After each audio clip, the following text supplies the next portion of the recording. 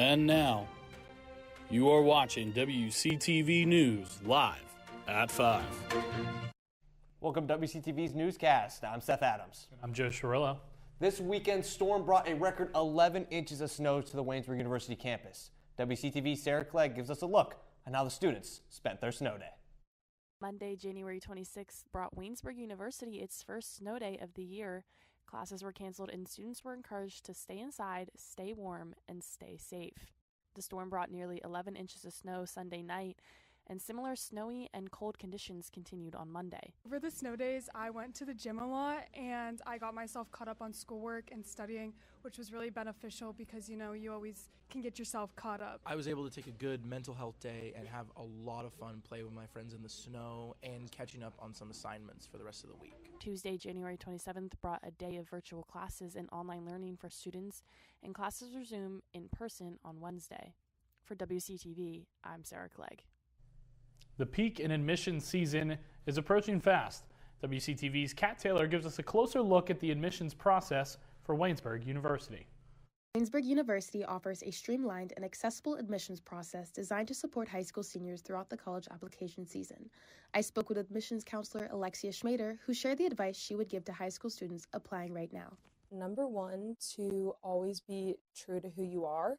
Whenever you're writing your essay, don't feel like you need to make up a new person for us to read your essay and like your essay. We want to know who you are as a person. I would also say whenever you tour campuses to picture yourself here and make sure that this is home, because this is where you're going to be for the next 4 years. So you have to feel comfortable here and feel at home here. Once all documents have been received, the admissions team reviews the applicant's academic performance, coursework rigor, and overall readiness for college-level study. Because of rolling admissions, decisions are often delivered within weeks rather than months. As application season continues, Waynesburg University encourages students to ask questions, stay organized, and take advantage of available resources for now. That's a look inside the admissions process. I'm Kat Taylor, reporting for WCTV, Channel 14. Coming up for Waynesburg students is a movie night. Tomorrow at 7:30 p.m., SAB is presenting the movie Hunger Games, free to Waynesburg students, as well as a trip to see Wicked at the Benham Center on February 11th. Tickets are available to purchase for $20 each. Opening reception for artist Joshua Hoffman's exhibit is scheduled for Monday, February 2nd from 4:30 to 6:30 in the Benham Fine Arts Gallery. To see all the upcoming events around campus, students can head to their MyConnect pages to find that link. Coming up, the effects of ICE's presence. Plus, the looming threat of another government shutdown. All that and more on the newscast.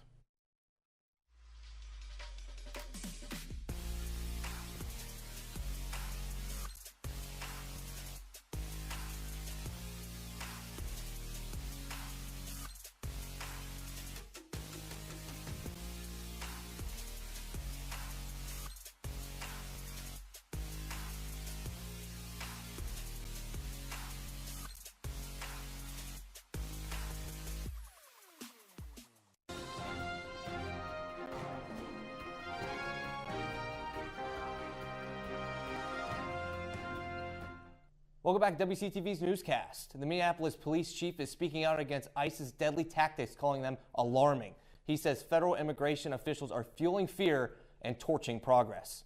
CNN Shimon Pekupsi has the special report on Chief Brian O'Hare, who suddenly finds himself in the spotlight. It's been alarming to me that we've had shooting, and then another shooting, and another shooting, and nothing's changed. Chief Brian O'Hara has been working to rebuild the Minneapolis Police Department in the wake of the murder of George Floyd in 2020. I was afraid that was it. It's over. Like, we were going to wind up having looting and destruction again, just like in 2020, and we might just slide into that cycle again, that cops are burned out, they want to leave, crime increases at the same time, and people completely lose faith in law enforcement. Now, he says, the surge of federal immigration operations in his city threatens to undo the progress that's been made. It's got to be hard to see, especially as a long-time law enforcement leader. Working the other night with an officer around midnight, we saw a car take a red light, so we pulled them over, and it was a young family with a child in the back seat. and they had come out late at night to pick up food because they were afraid they were going to get stopped. I mean, the woman looked like she hadn't eaten in days, the mother. I mean, I don't know how you can't be impacted on a human level by some of the things that are happening. The escalation of ICE tactics against the public here, culminating with the deaths of Renee Good and Alex Preti, have been widely criticized. It's the kind of policing Chief O'Hara was brought into Minneapolis to stamp out. I don't think it's too much to ask the federal government to conduct law enforcement in a way that respects the Constitution, in a way that, lives up to the standards that people expect law enforcement in this country to have today, to be professional, to use tactically sound methods. I think a lot of the videos you see, it looks like policing from 30 years ago, at best. Chief O'Hara brought us to Colonial Market, the epicenter of some of the most violent protests back in 2020. We met the owner, Danny Hernandez. So this whole strip here burned in 2020. So this is all new, like in the last couple of years. This whole And now it's all empty. Now it's all empty. We have 12 small businesses. As you can see, all of them are closed. There's only one standing besides the grocery store. Everybody else told me that they're no longer gonna be able to keep going. To get back to our feet,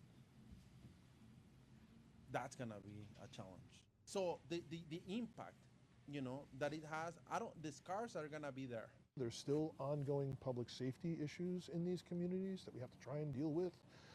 And if everybody's just scared and nobody tells us anything, you're going to create a situation where there's entire groups of people that are going to be the perfect victims because they can easily be targeted for crime and they're not going to report things because they're scared. MPD really worked hard to gain the trust. Now we're not trusting federal government. Now I don't know, like anytime people hear feds, they're gonna just clinch, What happens now? Like, what do you think? Yeah, well, I don't know. like, what is, like, hopefully things de-escalate. De-escalate, that's what we need. We need peace. Shimon Prokopez, CNN, Minneapolis. Senate Democrats say they will not support a government spending package without significant changes to the Department of Homeland Security. We are only a couple of days out from facing yet another potential lapse in federal funding. This time, a shutdown would impact 3/4 of the government starting on Saturday. Sherelle Hubbard has details on proposed reforms to immigration enforcement that would potentially make Democratic lawmakers more likely to cooperate. Democrats in Congress are taking a bold stand on federal immigration enforcement. They're withholding votes for a broader government spending package if DHS funding isn't stripped from it. This comes after the killing of ICU nurse Alex Preti in Minnesota by federal officers over the weekend. We are going to stand up for the American citizens who are being mistreated and killed. They want to shut this government down because they refuse to rein in their lawless, militarized Department of Homeland Security. That's their choice. Minority Leader Chuck Schumer laid out his party's list of demands Wednesday. Proposed reforms include an end to roving patrols, tightening parameters around warrants, enforcing a code of conduct comparable to force policies for state and local law enforcement, and requiring ICE agents to remove their masks and wear body cameras. In the wake of ICE's abuses and the administration's recklessness, the Senate must not pass the DHS budget as currently written. The White House does not support separating DHS funding from the broader package. I think the administration is willing to sit down with them and have a discussion, perhaps a negotiation about how do we move forward. But the one thing I do know, and that is that a government shutdown is not in anybody's interest. I'm Sherelle Hubbard reporting. A former Illinois sheriff's deputy is convicted of murdering a woman inside her Springfield area home was sentenced Thursday. Sean Grayson received 20 years in prison for killing 36-year-old Sonia Massey in July of 2024. Grayson and another deputy arrived at Massey's home after she called 911 to report a possible intruder. The officers appeared to be having a cordial discussion with Massey when she lifted a pot of hot water from the stove. Grayson then shot the woman in the head, claiming he feared she would throw the water on him. Grayson was fired by the Sangamon County Sheriff's Police Department after the shooting.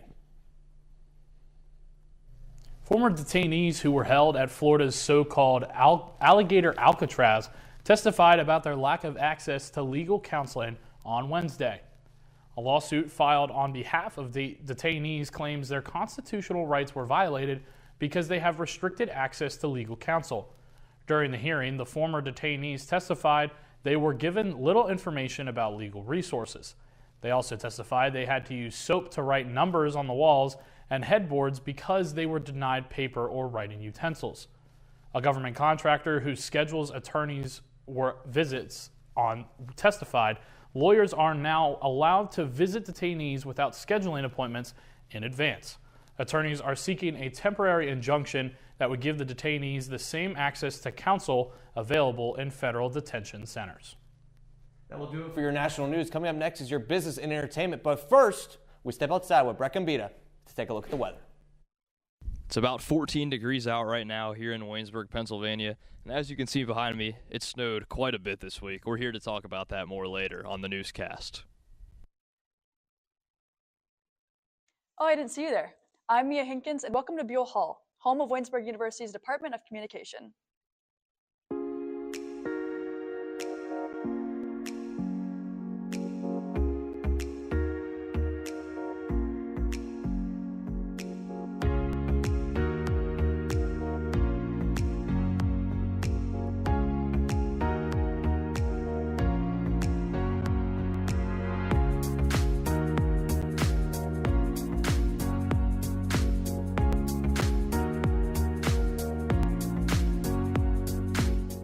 If you visit our campus, you'll have the opportunity to attend some comm classes, enjoy lunch with our students, and watch us in action.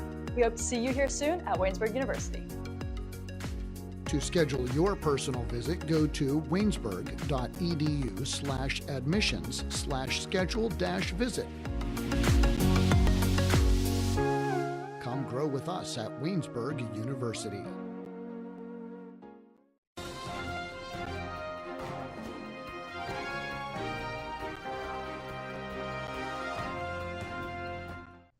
Welcome back to the newscast. I'm Danny Flynn with your business and entertainment update. Stephen Colbert won't have to hurry back to work after his summer vacation.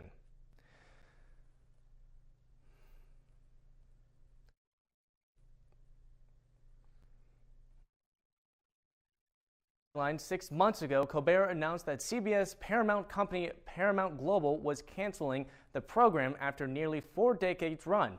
In a statement, the company said the move was, quote, purely a financial decision. Some analysts believe the end of the show came largely because of Colbert's verbal attacks against President Donald Trump. Colbert took over The Late Show in 2015, succeeding David Letterman, who hosted it for nearly 22 years.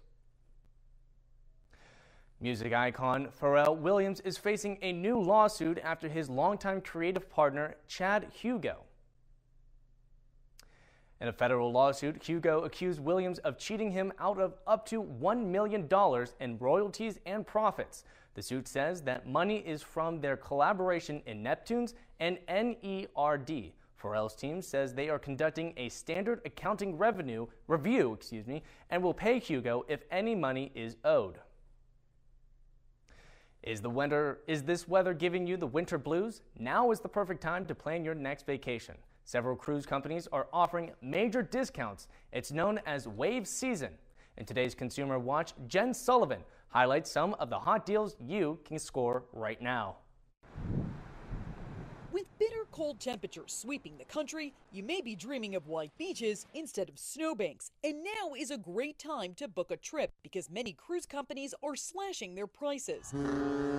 You can find deals, discounts, incentives, and offers all across the board. Emily Kaufman, known online as the Travel Mom, says from now through March, many cruises offer promotional savings. It's known as Wave Season. Historically, this time of year is slow when it comes to travel. This is an incentive to get people thinking about travel, planning, and booking their cruises. AAA estimates nearly 22 million Americans will take a cruise this year. That would be a record. So what type of discounts are we talking about? From now through February 16th, Princess Cruises is offering up to 40% off on select trips. Kaufman says that's up to $500 of savings. You can sail to places like the Caribbean, Europe, and Alaska. Celebrity Cruises has a deal for 75% off the second guest on select trips. Carnival Cruises is offering 50% off select trips, but that deal ends January 31st. National Geographic Lindblad expeditions, sails to great places like the Galapagos and Antarctica, and you can save 20% off of those experiences now too. And it's not just big cruise lines. You can also find deals on many river cruises. You don't have to take your trip right away, but you do have to book it now to score the deals. For Consumer Watch, I'm Jen Sullivan. Justin Bieber is slated to take the stage for music's biggest night. We're talking, of course, about Sunday's Grammy Awards. The recording company now confirms it will be Bieber's first Grammy performance since 2022. Bieber is up for 4 awards, including Album of the Year for Swag. He also got nods for Best Pop Vocal Performance, Best Pop Vocal Album, and Best R&B Performance. Bieber fans have more to look forward to. He is also headliner for Coachella's in April. In an update on Ted Lasso's Season 4, Ben Stiller tries to sing and flip like Benson Boone in a new look at I Love Boosters, the new film. Here's Dave Daniel with today's Hollywood Minute. That treadmill has not ceased for me. Jason Sudeikis is back on the Ted Lasso treadmill. Apple TV says Season 4 of the popular series will debut this summer. A half-dozen familiar faces will be joined by a flock of new characters as Ted returns to Richmond to coach a women's football team.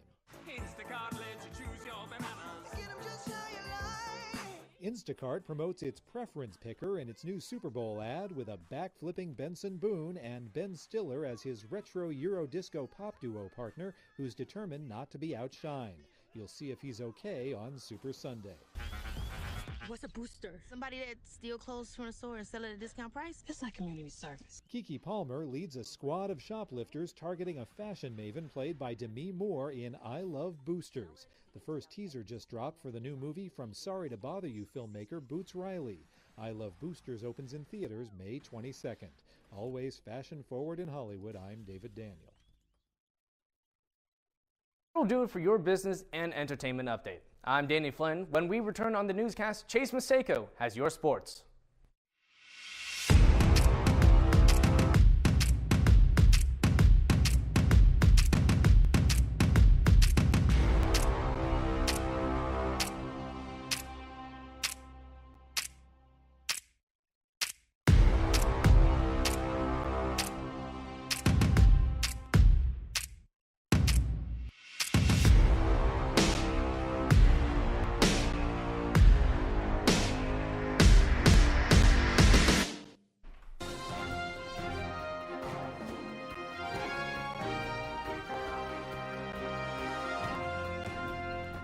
Welcome back to the Newscast Live at 5. I'm Chase Maseko with your sports.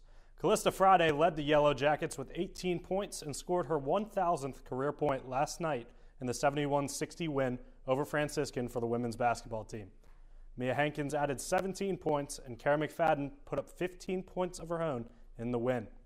The women have won 2 straight games and are now 4-5 in the conference, 8-10 overall.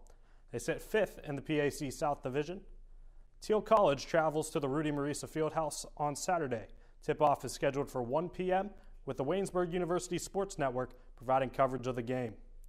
The men were also in action last night in Steubenville, Ohio, but suffered an 87-57 loss to the Franciscan Barons. Casey Kazee led the Yellow Jackets in scoring with 17 points, and Jackson Rhodes added 11. The men have lost 3 straight games and now sit at the bottom of the PAC South Division with a 2-7 conference record and a 6-12 overall record.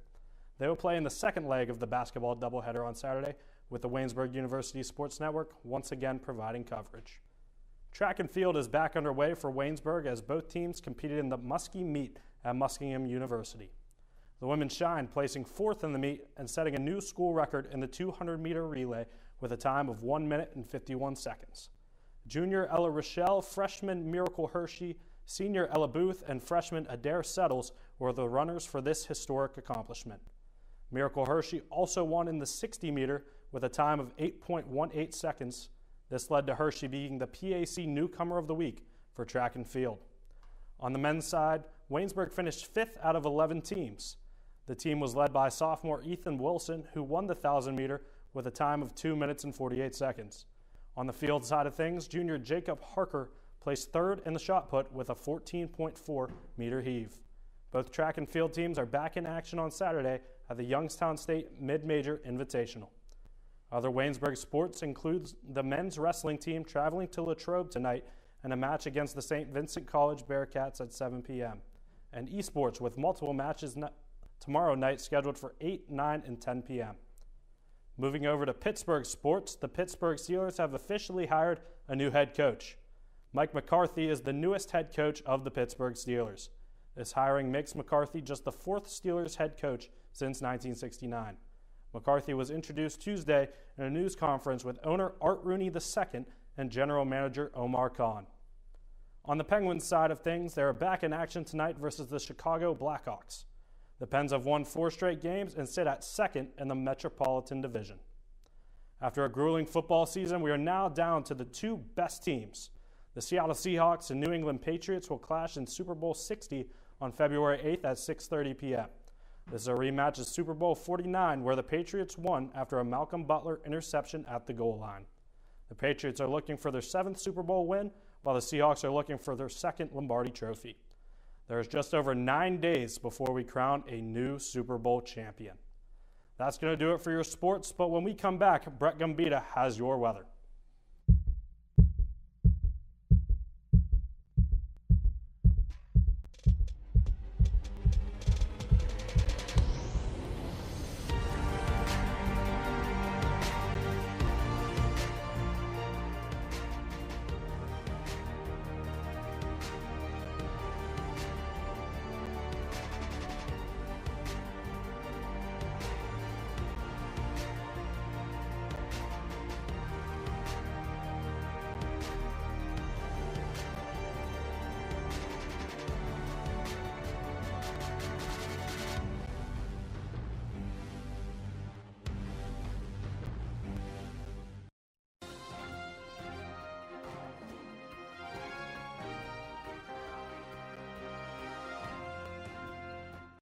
Welcome back into the newscast. I'm Brett Gambita with your weather. Normal in-person classes returned yesterday after the great snowfall of 2026 caused a cancellation Monday and an online Tuesday. Waynesburg saw about 10 inches of snow in total this past weekend, and hopefully you guys had a fun time shoveling off your car. Right now, as you can see, it's about 14 degrees out. Some of us honestly might take that as a win because it's been in the negatives this week. And we'll see more of that tomorrow with with a low of -3 and the high 15. Saturday, more of the same, a -4 low with a high of 13. And then Sunday, you see we'll at least get out of the negatives, your low 1 and your high 19. And in even better news, next week, we'll reach the mid-30s for your highs. Lots of clouds, though. The sun, it might peek out at times, might be rare, though, but I think the snow will finally melt off. And that's all we got for your weather, so I'm Brett Gambita. Let's go back up to the desk. That will do it for our newscast live at 5. For everyone behind the scenes and in front of the camera, thank you for watching. Stay tuned on our WCTV YouTube page and social media platforms for more Waynesburg content.